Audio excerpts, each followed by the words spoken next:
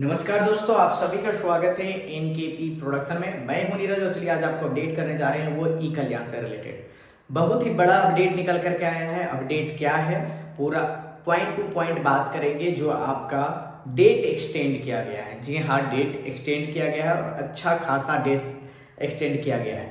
कैसे date extend हुआ है, क्या है प्रोसेस, कब तक डेट एक्सटेंड हुआ है और क्या क्या इंपॉर्टेंट पॉइंट है, सारा डिटेल बात करने वाले हैं। स्टेप बाय स्टेप बात करने वाले हैं। जो मेरे चैनल पे पहली बार आए, लाइक शेयर सब्सक्राइब करें और बगल के बेल आइकन को भी दबा लें ताकि हर तरह का अपडेट आपको टाइम टू टाइम मिलता रहे। नीचे डिस्क्रिप्शन में व्हाट्सएप का लिंक दिया हुआ है, आप उस पर जा सकते हैं, जुड़ सकते हैं ताकि क्विक अपडेट आपको मिलेगा। तो चलिए दोस्तों, आज बात करते हैं ई कल्याण स्कॉलरशिप से रिलेटेड। आप सभी को पता है जो ये ई कल्याण स्कॉलरशिप है ये किनके लिए है। ये है आपका ST SC and OBC only for Jharkhand student. ठीक है, जो स्टूडेंट झारखंड से बिलोंग करते हैं, ST SC एंड OBC, बस ये तीन लोगों के जो तीन कैटेगरी हैं उनके लिए है ई कल्याण स्कॉलरशिप।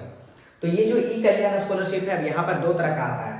दो तरह का क्या आएगा कि ये आएगा एक इनसाइडर एंड एक आएगा आउटसाइडर। इनसाइडर और एक आएगा आउटसाइडर। तो दो चीजों पे आप देखेंगे इनसाइडर और आउटसाइडर क्या है। इनसाइडर है जो झारखंड के अंदर में जितने भी यूनिवर्सिटी है या कॉलेज है। आउटसाइडर है जो झारखंड से बाहर का है, झारखंड से बाहर का है और इन झारखंड। ठीक है, तो इनसाइडर मतलब जो स्टूडेंट झारखंड के हैं और झारखंड के स्टूडेंट में, ये झारखंड के कॉलेज में पढ़ रहे हैं, झारखंड के यूनिवर्सिटी में पढ़ रहे हैं, झारखंड के इंस्टीट्यूट में पढ़ रहे हैं, वो हो जाएंगे इनसाइडर। आउटसाइडर कौन होंगे, जो झारखंड से बाहर में कोई भी इंस्टीट्यूट में पढ़ रहे हो, कोई भी कॉलेज में पढ़ रहे हैं, कोई भी यूनिवर्सिटी पढ़ रहे हो, लेकिन झारखंड का स्टूडेंट है और बाहर में पढ़ रहा है, तो वो क्या हो जाएगा, वो आउटसाइडर हो जाएगा। ठीक है, यहाँ पे दो तरह का एप्लीकेंट आपको मिलेगा। एक मिलेगा आपका फ्रेश एप्लीकेंट, एक मिलेगा आपका रिन्यूअल। तो रिन्यूअल और फ्रेश में क्या अंतर है, अब इसमें देखिए। तो फ्रेश जो है नया से हम लोग स्टार्ट करते हैं, न्यू से, और ये ओल्ड स्टूडेंट के लिए होता है। मतलब न्यू मतलब आप पहली बार जब आप कर रहे हैं, पहली बार अगर आप फॉर्म भर रहे हैं तो आपको फ्रेश एप्लीकेशन डालना होगा। और अगर पहले से भरे हुए हैं ओल्ड स्टूडेंट है तो उनको रिन्यूअल कराना पड़ता है। ठीक है, तो वो कोर्स पे डिपेंड करता है कौन सा कोर्स चल रहा है, किस पे चल रहा है, उसके अनुसार आपका फ्रेश एप्लीकेशन होता है, नहीं तो रिन्यूअल होता है। ठीक है, तो फ्रेश होगा जिनका न्यू हो रहा है फिलअप। अब मान लीजिए 4 साल का कोर्स है, 3 साल का कोर्स है, 3 साल में फर्स्ट ईयर में भर चुके हैं, सेकेंड ईयर में भर रहे हैं, तो आपको रिन्यूअल कराना पड़ेगा। अब पहली बार भर रहे हैं तो आपको फ्रेश में ही जाना पड़ेगा। इसमें जो है, जो भी आप भर रहे हैं, एक चीज याद रखिएगा, आपका आधार सीडिंग होना चाहिए। ये जो आधार सीडिंग है, मतलब आधार से बैंक आपका जो है वो सीडिंग होना चाहिए, ये सीडिंग होना चाहिए। लिंक एक अलग होता है, सीडिंग एक अलग होता है। तो आपको वो लिंक वही समझ लीजिए एक तरह का, लेकिन आपका आधार जो है वो बैंक से सीडिंग होना चाहिए। अगर आपका सीडिंग नहीं है तो फिर आपके लिए दिक्कत होगी, आपको समस्या होगा। इसमें आपका पेमेंट कैसे आएगा, तो पेमेंट आएगा डीबीटी से आएगा। ठीक है, डीबीटी से आएगा मतलब कि आपको पैसे, यहाँ पर आपको अकाउंट नंबर नहीं मांगा जाएगा। जहां भी फॉर्म भरेंगे आपका अकाउंट नंबर नहीं मांगा जाएगा, डायरेक्ट आधार मांगा जाएगा। तो आधार और ये जो बैंक है आपका, ये दोनों लिंक होना चाहिए। अगर ये लिंक नहीं हुआ तो कोई भी लेवल पे आपका ये जो है ना, अभी बात करने वाले हैं, ये लेवल पे आपका ये पेंडिंग हो जाएगा। ठीक है, और आपका पैसा नहीं आएगा। तो पहले तो आप ये चीज देख लीजिए कि आपका आधार जो है बैंक से सीडिंग है या नहीं है। अब बात करते हैं कि आपका जो है कौन कौन अप्लाई कर सकते हैं। तो ये आपका पोस्ट मैट्रिक होता है, एक होता है प्री मैट्रिक। तो प्री मैट्रिक जो है 10वीं से जो है डाउन वाले जो हैं, और जो पोस्ट मैट्रिक है जो 10वीं से ऊपर वाले। तो पोस्ट मैट्रिक में क्या आ जाएगा, inter, UG, PG and other courses. मतलब कि इंटर हो गया, यूजी हो गया, अंडर ग्रेजुएशन, पीजी हो गया, पोस्ट ग्रेजुएशन, अदर कोर्सेज में हो गया, जैसे डिप्लोमा हो गया, या तो कोई भी किसी भी तरह का कोर्सेस होती है जो सर्टिफिकेट कोर्स हो गया। तो ये अदर कोर्सेस, सारा कोर्सेस आपका जो 10th के बाद का है वो पोस्ट मैट्रिक में आएगा, जो अप्लाई कर सकते हैं। अब डेट की बात करें तो डेट का बात करें तो कॉलेज रजिस्ट्रेशन, ठीक है, वो 20 अप्रैल 2025 तक है। पहले क्या हुआ था कि आपका डेट जो है सीमित था, लेकिन अब क्या किया, डेट को थोड़ा एक्सटेंड कर दिया, बड़ा लेवल पे एक्सटेंड किया है। इससे बाद में एक्सटेंड होने का चांसेस नहीं बढ़ेगा, क्योंकि एक ही बार में बहुत ही लंबा एक्सटेंड किया है। बहुत सारे कॉलेजेस ऐसे थे कि जो छूट रहे थे, रजिस्ट्रेशन जिनका नहीं हुआ था, क्योंकि कॉलेज का रजिस्ट्रेशन होगा तभी जाके स्टूडेंट का जो है आपको वहां पर ई कल्याण में भरने का मौका मिलता है। तो कॉलेज जो रजिस्ट्रेशन अभी तक नहीं करवाए थे 2024-25 सेशन के लिए, अभी जो हम बात कर रहे हैं वो 2024-25 सेशन का बात कर रहे हैं। ठीक है ना, तो 2024-25 सेशन के लिए जो है कॉलेज रजिस्ट्रेशन 20 अप्रैल तक बढ़ गया है। कॉलेज का वेरिफिकेशन जो है वो 25 अप्रैल तक होगा। तो 25 अप्रैल तक आपका क्लियर हो जाएगा आपका कॉलेज का रजिस्ट्रेशन हुआ है या नहीं हुआ है। जैसे कि मारवाड़ी कॉलेज की बात करें, रांची यूनिवर्सिटी के अधिकतर जो कॉलेजेज है वो रजिस्टर करा लेते हैं, हर साल रिन्यूअल करा लेते हैं। तो जो नए कॉलेजेस होंगे उनको आपको ये कराना होगा, या फिर जो नहीं करवाए अभी तक उनको अभी तक करवाना पड़ेगा। अब बात करें यहाँ स्टूडेंट रजिस्ट्रेशन अप्लाई, ये बहुत बड़ा है, बहुत बड़ा चीज है कि स्टूडेंट का एप्लीकेशन फॉर्म ये है आपका 15 मई 2025। तो 15 मई 2025 से पहले आपको अप्लाई कर लेना है।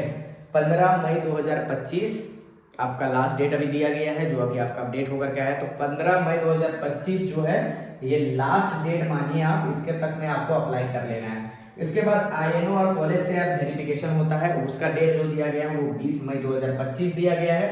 वहां पर डीएनओ से होता है, ठीक है। डीएनओ को 15 जून 2025 तक का है और डीएलसी का है वो 30 जून 2025 तक का है। अब पहला है कि आपने यहाँ पर फॉर्म अप्लाई कर दिया, ठीक है। अब यहाँ से क्या अप्रूवल होता है, कॉलेज से अप्रूवल होता है, जो कि आपको बताया 20 मई तक होगा। 15 मई तक आपका है, 20 मई तक कॉलेज से वेरिफिकेशन हो जाएगा। इसके लिए एक स्टेप है, अभी मैं बात करूंगा कि आपका यहाँ पर अगर डॉक्यूमेंट सबमिट नहीं करेंगे कॉलेज में तो फिर स्टेप आपका यहीं पर पेंडिंग रह जाएगा। अब बात करें, जब कॉलेज से अप्रूवल मिल जाता है तो ये आपका डीएनओ के पास आता है। डीएनओ से अप्रूव होने का टाइम कितना दिया गया है, वो 15 जून तक में आपका डीएनओ से अप्रूव हो जाएगा। पर डीएनओ जैसे अप्रूव हो जाएगा ये आपका चल जाएगा डीएलसी में, ठीक है। अब ये जब डीएलसी में आएगा तो डीएलसी 30 जून 2025 को अप्रूव हो जाएगा। इसके बाद में होता है triple A approval. Triple A जो अप्रूवल है, ये जो अप्रूवल है आपका, ये आपका डेट अभी नहीं दिया गया है, तो ये आपका वो अप्रूवल होता है। डीएलसी तक अगर आपका अप्रूव हो गया, मतलब कि आपका कहीं भी त्रुटि नहीं है, कहीं भी किसी तरह का दिक्कत नहीं है, जब भी आपका ट्रिपल ए आपका वेरिफिकेशन हो जाएगा, मतलब वहां पर आपको पेमेंट आ जाएगा, उस पर कोई भी दिक्कत नहीं होगा। मतलब यहाँ तक क्लियर है तो क्लियर है। एक ही दिक्कत हो सकता है जब आपका आधार सीडिंग नहीं होगा बैंक से। अगर यहाँ पर कहीं भी इस लेवल पे पेंडिंग आ जाता है, ठीक है, तो फिर आपका पैसा रुक जाएगा। मतलब ये पेंडिंग क्यों आता है, या तो डॉक्यूमेंट सही नहीं होगा, या तो किसी तरह का त्रुटि होगा, या तो फिर आधार सीडिंग नहीं होगा, ठीक है। अब बात करें डॉक्यूमेंट में, डॉक्यूमेंट क्या क्या लगेगा, तो आपका डॉक्यूमेंट लास्ट मार्कशीट लगेगा। लास्ट मार्कशीट लगेगा, जो नया स्टूडेंट होगा यूजी के लिए उनको क्या 12th वाला मार्कशीट चाहिए, ठीक है। जो इंटर वाले होंगे 10 वाला मार्कशीट चाहिए, 12th में जो होंगे उनको 11 वाला मार्कशीट चाहिए।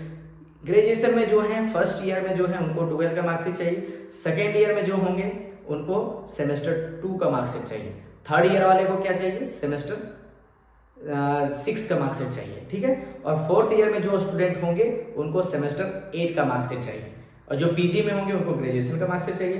पीजी में सेमेस्टर 4 में जो होंगे, मतलब सेकेंड ईयर में होंगे, उनको सेमेस्टर 2 का मार्कशीट चाहिए, ठीक है। तो आपका जो है ये चीज याद रखिएगा कि आपका वो मार्कशीट, लास्ट मार्कशीट अच्छा से हो, गलत ना डाले। आपको बोनाफाइड चाहिए, जो कि बोनाफाइड कहाँ से मिलता है, कॉलेज से मिलता है। कॉलेज से आपको बोनाफाइड मिलेगा, बोनाफाइड चाहिए। और उसके साथ साथ में कास्ट, रेसिडेंशियल और इनकम, जो कि झारखंड का होना चाहिए, ठीक है। तीनों झारखंड का होना चाहिए और वैलिड होना चाहिए। ये आपको क्या करना है, सीएससी से अप्रूवल कराना है। ये सीएससी क्या होता है, कस्टमर सर्विस सेंटर होता है, जिसको हम लोग क्या बोलते हैं, प्रज्ञा केंद्र।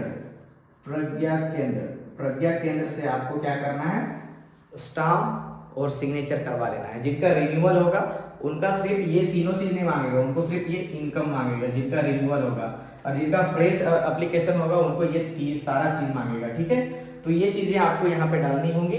उसके बाद में आपका जैसे ही आप अप्लाई कर देंगे, ठीक है, अप्लाई होगा, उसके बाद में ये आपका प्रिंट आउट करने का ऑप्शन देगा। प्रिंट आउट करेंगे, उसमें आपको साइन करना होगा। साइन करने के बाद में आपको अपलोड करना है, ठीक है। अपलोड करेंगे, आपका वहीं पे अपलोड करने का ऑप्शन देगा, जहां पर ये सारा डॉक्यूमेंट अपलोड करने का ऑप्शन देगा। अपलोड होने के बाद में कॉलेज में जाकर के डॉक्यूमेंट को सबमिट करना है। तो आपका जो भी रिस्पेक्टिव कॉलेज है वहां पे जाकर के आप डॉक्यूमेंट को सबमिट करेंगे। अगर सबमिट नहीं करेंगे तो फिर ये जो आपका है ना आईएनओ और कॉलेज वेरिफिकेशन 20 तारीख तक नहीं हो पाएगा। और जब ये यहीं पर पेंडिंग हो जाएगा तो आपका यहाँ तक नहीं पहुंचेगा और आपका पैसा नहीं आएगा। तो यहाँ से है कि आप पहले डॉक्यूमेंट फिल कीजिए, कॉलेज में जमा कीजिए, जमा करने के बाद में आपका ये स्टेप आगे बढ़ेगा। और इसी तरह का जो भी अपडेट होगा आपको हम रेगुलर अपडेट करते रहेंगे, बने रहेंगे एनकेपी प्रोडक्शन के साथ। और एक आग्रह भी होगा, जो चैनल पे हैं आप थोड़ा सा शेयर जरूर कीजिए इनको, क्योंकि ये जेन्युइन चीज़ें मैं बताता हूँ, जेन्युइन चीज़ों पे बात करता हूँ जो स्टूडेंट के लिए फायदेमंद होता है। ठीक है, ऐसा नहीं है कि थंबनेल में कुछ और बता रहे हैं और अंदर आने के बाद कुछ और बता रहे हैं। आपके लिए एकदम फ्रेश है, सारा चीज़ जेन्युइन चीज़ों पे बात होती है। तो जो भी स्टूडेंट है, जहाँ तक आपका रीच है वहाँ तक जरूर पहुँचाएं और इसके लिए एलिजिबल है तो अप्लाई जरूर करें और बने रहेंगे एनकेपी प्रोडक्शन के साथ। बहुत बहुत धन्यवाद।